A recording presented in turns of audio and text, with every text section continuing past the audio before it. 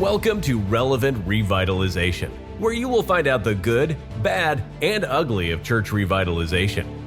You will hear from pastors who have been through the revitalization experience, experts in the field, and much more, all with the goal of equipping, encouraging, and engaging you, your leadership, and your congregation to see God breathe life in your church. Now, let's get into some relevant revitalization. Welcome back to another episode of Relevant Revitalization. I am Matt Coyne. As you can hear, my voice is a little raspy today, but this is actually our last episode of the season, and I have with me my good friend James Gomez, pastor at Prince of Peace Lutheran Church in Sturgeon Bay, Wisconsin. For those of you who know, James and I run another podcast. It's called Not the Worst Pastors Podcast, so am I saving not the worst for last? Yes. Maybe that's what exactly I'm doing. That. Not the best for last either, but that's the ongoing joke there. Yes. So James, our Not the Worst family knows you very well, but can you give our Relevant Revitalization family a little bit about yourself, about your family, about your ministry experience, passions, all that fun stuff? Sure. So I'll talk about my family first. I'm married to Michelle. We've been married for 26 years, and we've been very happy.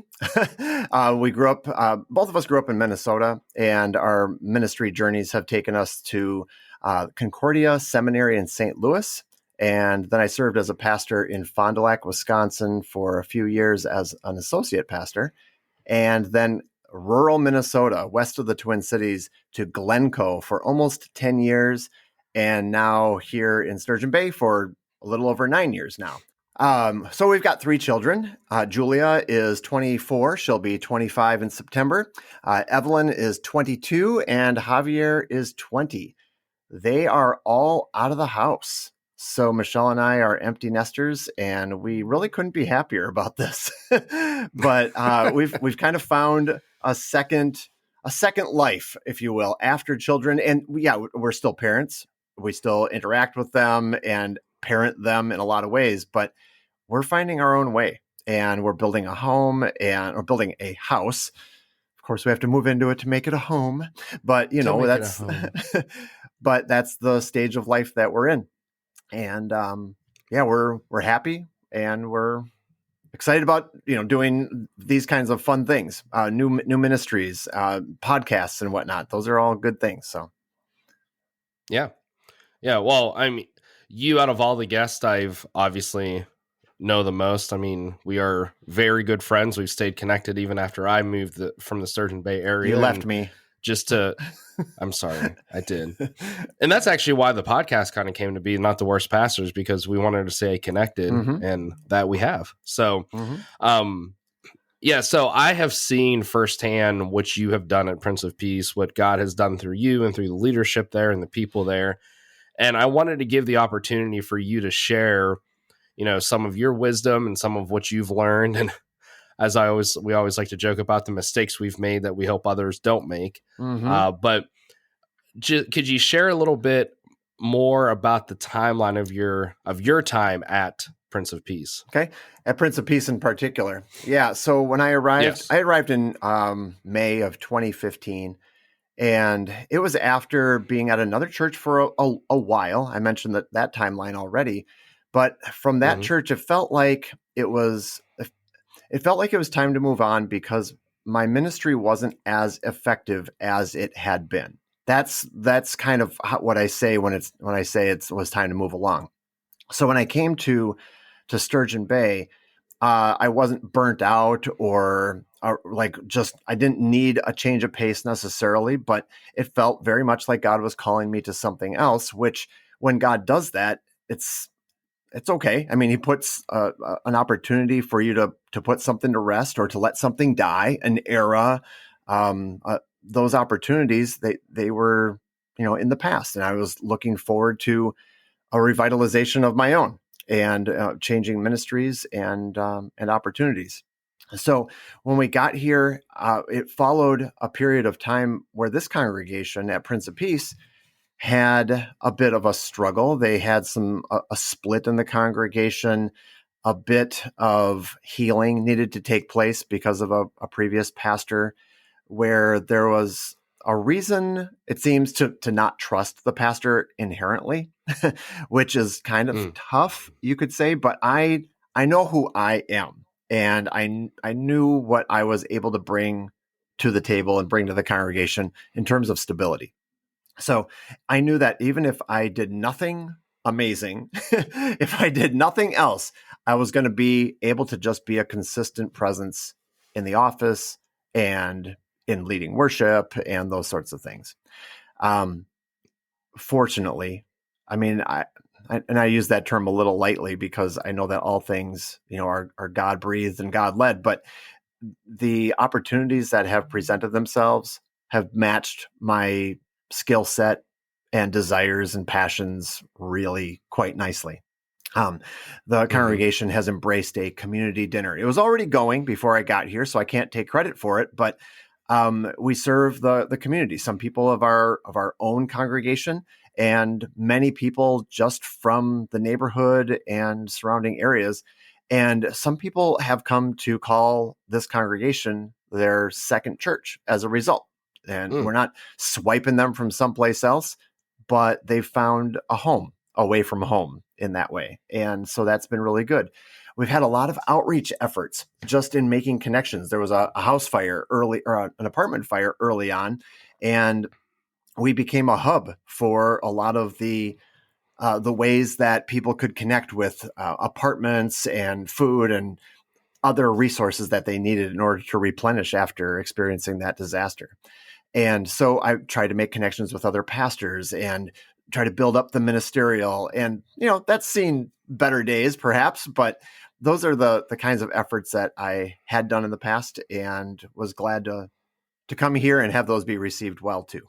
I don't know if we want to spend any more time talking about that, but COVID was a unique situation, but a lot of people had various experiences with that. But we did a drive-in service, and my people really dove deep into that. We had a great response. So over the years, we've done a number of different things, seen positive feedback for the most part. Today, we're doing a kiddie pool kickball, and we've done that for about 8 years now. It brings a few kids in. It's fun. I think we've got a good presence in the community, and that's one thing that I really value.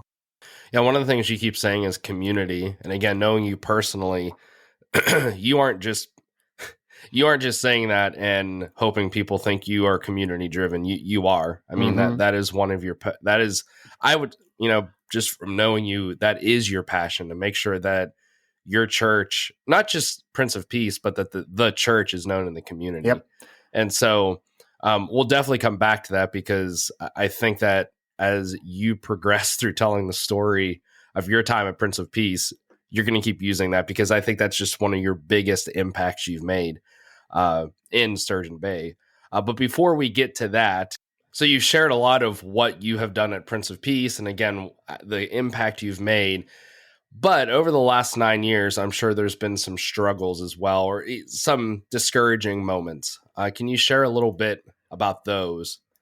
Yeah. So to think about things that are actually a bit of a struggle at this congregation is a struggle unto itself. I mean, I can speak for myself and say that I can do certain things better. I would love to be a better visitation pastor. I do enjoy visits, but I'm not really all that particularly gifted at making those phone calls and follow up and stuff.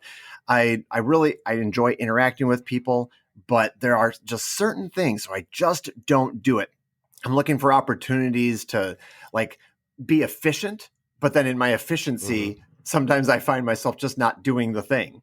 My criticism of my wife is that sometimes she's too quick to do something, but she's not too terribly efficient. Sometimes she'll have to redo a thing, but I applaud her for just doing and going for it. So I don't know, Matt, I'm just going to be honest. I don't really have a list or a litany of things that I find particularly problematic at this congregation. So the struggles are maybe just not as, prominent in my mind to think about. Well, and I think, excuse me, I think that, again, the times that you and I have had the opportunity, I think, for example, the drive-in movies that we tried to do. Mm-hmm. And I specifically remember after like the third one we tried, there was like 6 people there. And I mean, like the 6 people were my family, your family, and maybe 2 or 3 other people. That was it. And you and I were so frustrated. We're like, this is a good idea. Because it was during the pandemic. Mm-hmm. And I remember like people want something free to do, something outside. We're giving it to them. Why aren't they showing up? And we said, no, this is a good idea. We're going to keep trying it. And eventually it clicked. And so I think it's how you look at stuff. Like, so for me, that could be looked at as a frustration, but it wasn't, because I think you handled that as a challenge. You go, no, it's frustrating, but I'm not going to let that get in the way of what I think is a good ministry, a good outreach. Right. So I do look at it that way. Plus, the thing is, I valued it on a personal level because I could work with you. And that was one thing that I really enjoyed. It's something that people missed during the pandemic in particular. They missed interacting with people in the ways that they felt like they could do it safely. But you and I were, I mean, it was just limited interaction, but we still had it. And we created something. And yes, only 6 or 8 people or whatever showed up to that first one. And if it would have continued that way, it would have still had value because I was working with my friend. And so I was still personally encouraged by it. We have the other podcast, Not the Worst Pastors. And do we get 1 million listeners? No. But even if it's only 10 people, I get to interact with you, and I value that. So it's not that I'm optimistic that it'll increase. It'll get better.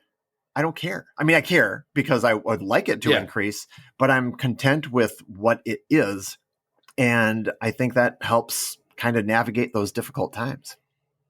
Yeah. And I'm so glad you said that, because I think we've talked so much on this show about, I remember when we had Mark DeVries on and we were talking about having events, and that was all the way, it was like episode 2 or something. But to treat events, you hope, maybe 75 show up, but if 7 show up, you still provide a quality event or a quality ministry opportunity. You treat those 7 like it's 75, right. And I think as pastors, we get so discouraged because we go, oh, only 7 showed up, so I'm not going to do this, or why not? Why wouldn't you do it the same way? Right. I know it can be discouraging, but like you said, I mean, it's still the opportunity. It's still you still get to do it. And I think that's what we forget. And in the seasons of revitalization, it is discouraging to think, I want this many people on a Sunday morning. Well, that's not where we're at right now. At Rollins Church, for over a year, we provided children's ministry on a Sunday morning, and it was my 2 kids every single week. And Brittany and I just kept saying, nope, keep going at it.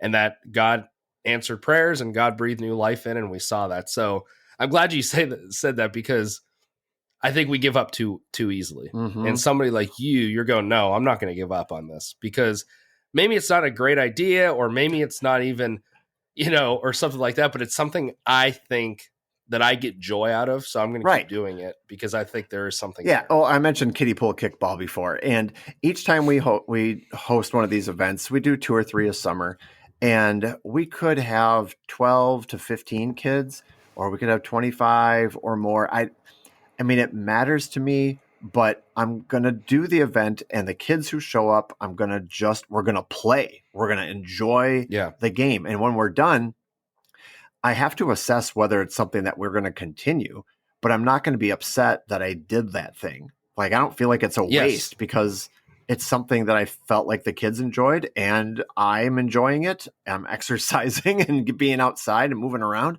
Those are all good things to do. So, and you know what? It was supposed to be rainy today and no sun. And now I'm looking outside, and it's a little overcast still, but the sun is out, and we got some temperature. Yeah. So I'm very excited about it. But that's the way I look at a lot of different events. Yeah. And I think that's a great way to look at it. And kind of leads me to my next question is, so what are some of the biggest joys and blessings you have found, in the revitalization journey, or just in your time at Prince of Peace? Like what what gets you out of bed every morning, I guess is another way to put it. Usually a kink in my neck is what gets me out of bed. But sometimes I'm like super fast to get up in the morning and I'm ready to go. I mean, no problem. And sometimes I do lie in bed a little bit longer. And it's not because I really don't want to get out of bed. I mean, because I'm dreading the day. It's more I'm just taking the opportunity to think and pray about what is going to happen during the day, just to kind of get set and get going. Maybe it's not about that efficiency thing, but I'm trying to do the right things in the right orders to achieve the right outcome. But I wake up in the morning excited with ideas. So what gets me going in the morning, what gets me out of bed is ideas and freshness and new concepts to develop or implement. And whether it's kind of tweaking something that already exists or getting excited to get to my office, to have conversations with people, to meet with people about developing something that's going to benefit either the congregation or the community. Those are the things that kind of get me geared up. So we've done an Advent devotional booklet for the community, and that incorporates the local pastors. Well, developing that gets me all riled up. I gotta work on that today. Or, I mean, the kickball thing, or we did a banana bread kit giveaway. We do all these different things, and those are all exciting things. But then I also find myself looking at doing all the things and feeling like, well, I don't want to be too busy. I don't want to be just about being busy, because I don't know that that's really the Christian life. That's the Martha side. And then I want to make sure that I'm marrying it up, sitting at the feet of Jesus too. But I will tell you, and honestly, it doesn't get me out of bed to think about, I'm going to go sit at Jesus' feet. Now, I think I could look at myself and call that a negative or a criticism, but that's not the first thing I think of. That's just being honest about it. But I do like sitting at Jesus' feet. I just don't think about it as often as I should. That's good. Yeah. So again, you keep talking about how involved you are in the community. Why do you love being involved in the community so much? Why do you think it's such a vital part of your church and your ministry? The opportunities to connect with people just fulfill me. I don't like meeting new people constantly. I think I'm naturally an introvert, but I do. That's where I get filled up. I need to be at home. I need the private downtime. I like just being with my wife, and that's it. But when I'm on, then that really is exciting too. I like preaching. I like leading people, and I like being with the congregation. But I like inviting people in for concerts and other events and whatnot, and interacting with them. Partly because I do want the church to be known as a place that is important to the community. As a building, as an institution, I want people to think, well, if the church burnt to the ground, would they miss it? Would they be part of the rebuilding process? And I just feel like there are probably some churches where if they went away, that nobody would even notice. I just don't want to be that kind of church. I want people the people I interact with to talk to their friends and say, well, I did this thing at Prince of Peace, or I interact with the pastor or with their people or whatever. And it's a warm, welcoming, loving environment. And some people come in and they've got a Christian orientation. So they'll speak of it in terms of, I can tell that the Spirit is alive in that place.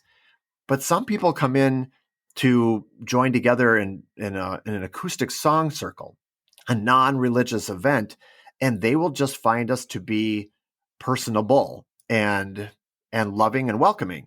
And they won't speak of us in terms of, I can really see Jesus, because they personally don't know Jesus. So that what they do know is that Jesus' people are loving and welcoming and inviting. And that's, I think, an important part of helping the community at least embrace the idea of Christianity and Christians in their community, and maybe be open to the idea of talking more about faith things, just opening the doors to having that conversation about discipleship and what it means to be a Christian. So that's why I like interacting with the community. I think that we've got an opportunity here as a congregation and me as a pastor to influence people in a positive way to be thinking about Christ and the church. Yeah, that's good. Now, in my study of church revitalization and speaking with other churches and finding like where are the big holes, almost every church that is dying struggles with being involved in the community. Almost every single one. Mm-hmm. And I mean, they don't feel connected. The community doesn't feel the church. Like you said, if the church went away, they wouldn't be missing the community. Right. And I know you're going to say more things, Matt, but I'm wondering, like, based on that, which comes first, the disconnection, or the like they don't feel connected to the community, or they're already dying and therefore they lose a connection with the community? I think the loss of connection to the community is part of what leads to the dying. Okay. In my opinion, I think that they become exclusive and, they're happy with where they are, how they are, even to a fault of, well, we don't want to get too involved in the community because this is a church of believers. Right. Mm-hmm. And, and I hate to say this, but my Baptist brothers and sisters are the ones who struggle with it in a pretty mighty way. Mm-hmm. And I was raised Baptist, so I can, say that without really being accusatory. I saw it myself. So now I know, well, no, we do bus ministry and we go do it. No, that's not being involved in the community. And that's a different topic. But so my question for you, James, is a church, a pastor's listening to this going, this is great. I would love to be involved in the community. What are some practical steps you have for them, or some ideas you have for them to get involved in the community right away? Okay. Well, I think that the concept of a community dinner is kind of an easy-ish one, because people do need to eat. They know what food is, and it's inviting people to your building. So I think that's kind of a trifecta of how to interact with people in maybe a relatively simple way. It's harder to go out into the community because now you're either knocking on doors, making calls or cold calls, interacting on their turf. But if you can do something that brings them into your area, that's probably the easiest. But I think it also has some good benefits, because you have the goal would be to create an environment where people feel welcome to come in, and then they feel welcome to return. And so I think that can be a really good thing. And there are details involved in a community dinner that aren't worth getting into in a podcast like this. But I mean, I'm more than willing to follow up with anybody if anybody's listening and they would like to talk about, well, what does that all entail? How do you pull that off, financially and whatnot? Glad to talk about that. But our congregation or our church building is generally open. We have a coffee house. We have concerts that we host here that are community based and all that. So I think that starting to get involved in the community just involves getting your doors open. When I was at the seminary, I made I'll say a fast friend with a younger guy. I don't remember exactly how we started interacting. I think we were at like a clothing store or something, and I somehow caught the fact that he was speaking Hebrew, and I just interacted with him. His name was Kobe Yaakov, and he we interacted enough that I brought him onto the seminary campus, and we're trying to go into the chapel, and I said, well, it might be locked, and he didn't really understand what. His synagogue is never locked. It's open 24/7, and that has stuck with me. In terms of, well, we have to keep the building locked. Well, why? Because people will come in. Well, Is that a problem? No, but it's a problem if they come in and take stuff. That's the problem. Yeah. So we do have to have those safeguards, but you need to at least give the idea that the building is often open. Just that simple concept of having an open door concept. I know I used the word concept twice. I have a friend from my first parish. Her name is Linda White, and she still messages me, usually handwritten notes, through the USPS. And she remembers how I had what she called an open door policy to my office. Like when she came into the office complex, the door was open so she could stop in unannounced, no lead time or anything. And she really both appreciated and respected having that opportunity and access to the pastor. And I think that we have to do something like that for the community. They have to be able to just have access to us. So regular business hours, regular office hours, but regular opportunities to invite people in to do things that aren't necessarily just issues of faith, except to be welcoming to the community. It's interesting because it's just as simple as just be available. It can be. I mean, I think you asked, like, how do you start? I think that's something that is how you start, but that's also how you continue. You just have that continual access to the church. Yeah. Well, one of the big things I recommend too is, now this really works better in a small community like yours and the one I'm in now. Well, when I was there as well, but go to the school. Oh gosh. Yeah. Go to the principal, go to the superintendent, and ask this: what can we do for the community to make an impact? Do not go to the school and say, here's what we're going to do. We're going to do this, this, this, and this. Mm-hmm. No, that's not what you're going to do. Yep. Go to them and say, what is that we can do? And most likely they're going to rattle off a few ideas that maybe you can't meet all of those needs, but there's something you could focus in on. Mm-hmm. So for us at Rollins Church, we found supporting the staff and faculty was a big way we could help. So we started doing a couple times a year. We do a staff and faculty family meal where they come in and it's a takeout meal and they take it home and have dinner together. Mm-hmm.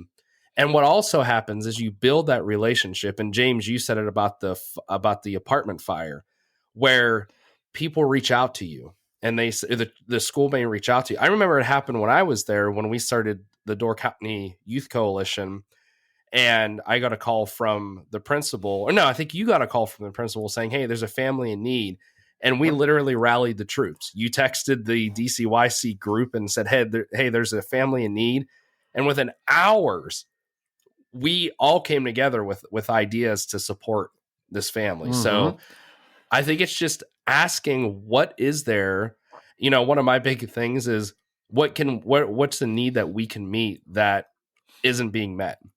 So hey, there's a church down the road who's doing a community dinner, we should do it too. No, maybe you ask them, hey, how can we help you with your community dinner, or find another need? Yes. So and again, this is small community, I guess I'm talking right now, but I think it could be true in bigger communities as well. Yeah. The whole idea of the ask. Most people think that you only have so many asks, or you don't want to ask too much of somebody, but there's a big difference between asking somebody to do something and asking them what you can do for them. And I think a lot of people or people and entities like a church, they usually find themselves in the asking for stuff position, like donations or volunteer help or whatever it might be. But if you were to go into the community and ask if there's something that you can do for them, then that changes the game in terms of how they're going to feel about your church and you as a pastor or your people. So as a pastor or as a congregation, get into the police chaplaincy, interact with the police, do ride-alongs, get to know the fire department, get to know your first responders, have a first responder meal, dinner, lunch, whatever. For our kiddie pool kickball, we've got the fire department. They come out and fill the pools for us. Get on the local hospital board, school board, whatever board you can get on. Go to your government meetings at the city council, whatever it might be. get connected, get involved in all those different ways. And people will see, or serve on the city council even. I mean, you can get involved as a congregation and desire to give to your community. And when you're giving to them, they see that involvement. They see those connections, and they will reciprocate, or they have a better chance of reciprocating, I should say. Yes. Yeah. And I think that's, don't force it. That's one of the things, James, you and I have talked about a lot, is building relationships with other people to give you that, that wider open door of sharing the gospel. The same goes for the church, that, you can't force it. You have to show that you truly care, and that you're not just trying to build your church numerically. You're just trying to make a bigger impact in the community. And, one of the most eye-opening things I tell pastors to do is go. Maybe it's not you because you're known, but if you're not known, that might be a bigger issue. But find somebody and say, hey, go to the closest store. So for us, it's a Dollar General because we're in a small community. Of course, Dollar General is the closest. And go in and ask the person at the register, hey, what do you know about Rollins Church? And if they go, not much, or Rollins Church, gross, that's going to give you a really good idea of what people in the community think about you. Right. I agree with that. It can't be you. I mean, again, if you are the pastor and it's you, then that might be your first sign of, oh, we need to get better involved if they don't know who I am. And so just be ready to have a gut check, though, when you do that, because it can be really eye-opening of, oh, I thought we were more known in the community, or we had a better, people viewed us a little differently. But anyways. Yeah. So yeah, James, thanks. Yeah, that's a lot of good stuff there. And I hope people listen. And I know you did say people could reach out to you if they had more questions about community. Would you mind actually giving your email address for people to reach out to you? And of course, you're on the socials as well. Right. So yeah, I'll give out my email address. So it's pastor@princeofpeacesb.com. I don't know if I need to spell that out because you'll probably include it in the description anyway. But yeah, that's one way that people can reach me.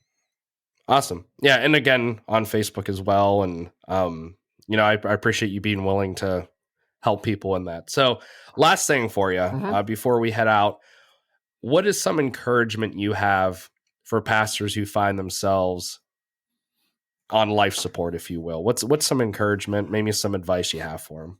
For pastors themselves or for the congregations? Yeah, for the pastors themselves.